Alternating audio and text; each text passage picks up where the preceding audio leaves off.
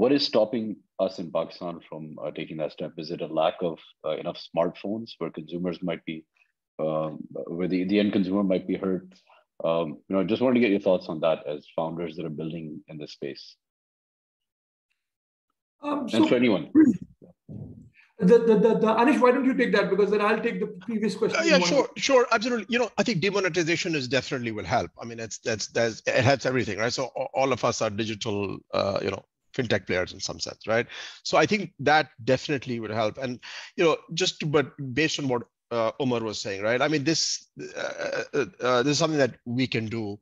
The state bank has pulled off Rast. Obviously it continues to evolve, and so we have what's required. Maybe the identity stack could be improved a little bit, getting access to it, and being able to do it from outside the country. Maybe moving to facial recognition because fingerprints can now be copied, I hear. So I think it's very possible that will be a catalyst. But I think that, and I'm sorry for saying this, but like, in India, for example, there's a very, and in Brazil especially, the fintech companies are doing extremely well because the economics work, right? And the economics work because there's small things like our IRF, for example, for card payments was reduced tremendously, right?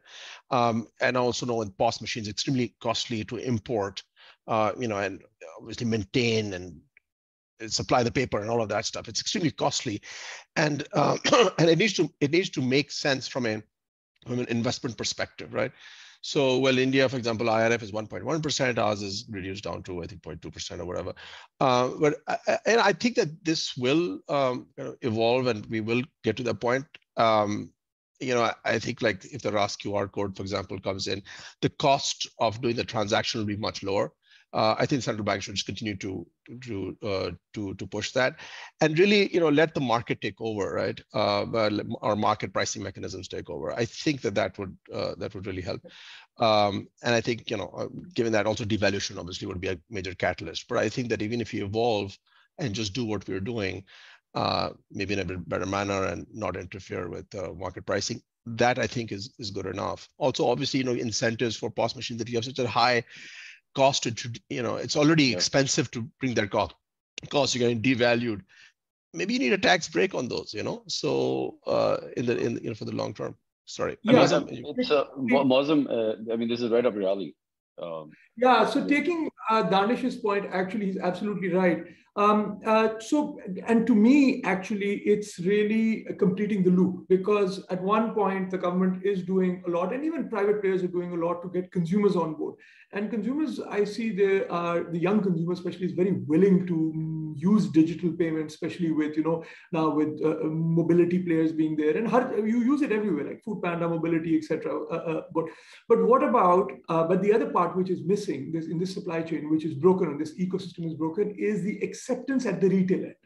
So you still have to understand that about 70% of our retail transactions, grocery resale transactions, still taking place in traditional retail.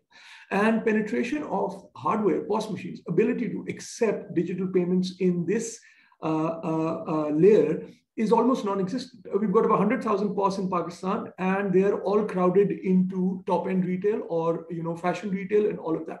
And the reason why they don't happen underneath is because for the banks and for those who are providing it, the players, the commercials don't make sense at the retail end because it's a standalone POS.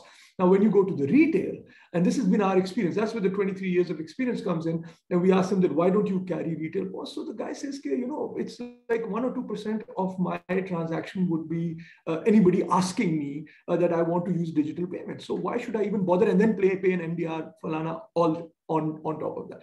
So therefore, our thesis actually is a bit of a Trojan horse thesis, as I like to call it. And I'll also explain that this thesis is not unique. We are just doing what we've seen happen in other markets. In India, there is King and SnapBiz, there's Dukan Tech in the Middle East, in Dubai, Halab Cashier in Saudi, and then there is Square/Block in the US, all successful players there. And the thesis there is that you don't go to the retailer and you say you do 90% of your task, and your reason for existence is selling to consumers, and here is a device that help you do ease or digitize 1% of the time that you are utilizing in the payments. You go to them, and that's what we do. We go there and we say, here is a micro ERP hardware system, and it digitizes 90% of what you do.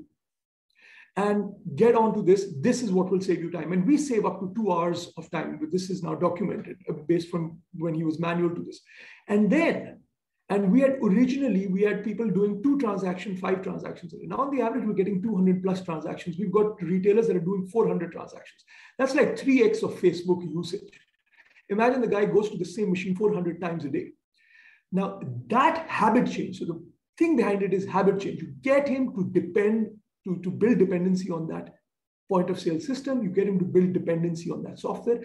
And then that's where the Trojan horse comes in. And then you tell them, and now that you're using so much of this, here is a point of sale payments acceptance module as well, and start using this. And if it's 2% or 1% or 3%, it doesn't hurt you, turn it on. And they turn it on, and then you realize this quickly scale from 5% to 10% to 15% of their transactions coming off there.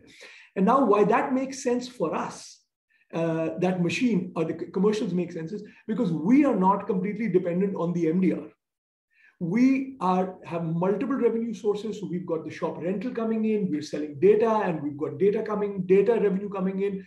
And like I said, because this is habit change, the other thesis that we have is that we cannot drive habit change with the paltry, and it's a $70 billion TAM, right? No matter if you take all of last year's payments into all of last year's funding, or year before last, $355 million. Even if you take that amount, even if it was $500 million, even if it was $1 billion, that cannot create habit change on its own. We've got to, as an ecosystem, all the players need to come together. We need to pool our resources, and that's the ecosystem we're trying to build. So we put in the digital rails, we create a system where with a shopkeeper, he or she use it 200 to 400 times a day. They become dependent on the system, and then we give them access to payments. And then we go to other players and we say, okay, Bazaar, whatever, Raftar, you take up the B2B supply chain part. Haball, Moazzam, etc. You guys take up the financing part. NayaPay, Danish has always been, one of those guys, I must say, who's always been, rooting in our court. Whenever I've met him, I've always felt, even when the economy was down, funding was down, I remember I met the Danish in Saudi, and he was like, and I keep going. So yeah, so those sort of, and then Danish and companies like him would be coming in for the payment space. So to me, it's about creating value. And I don't think you can take a stick and tell retailers, okay, 1 million retailers must digital. You've got to create the value for them, create the economics for them. They will come on board. And that's what's happened in other markets. Along with Pakistan, Egypt is a very good example as well. And then, yeah, I think this will happen.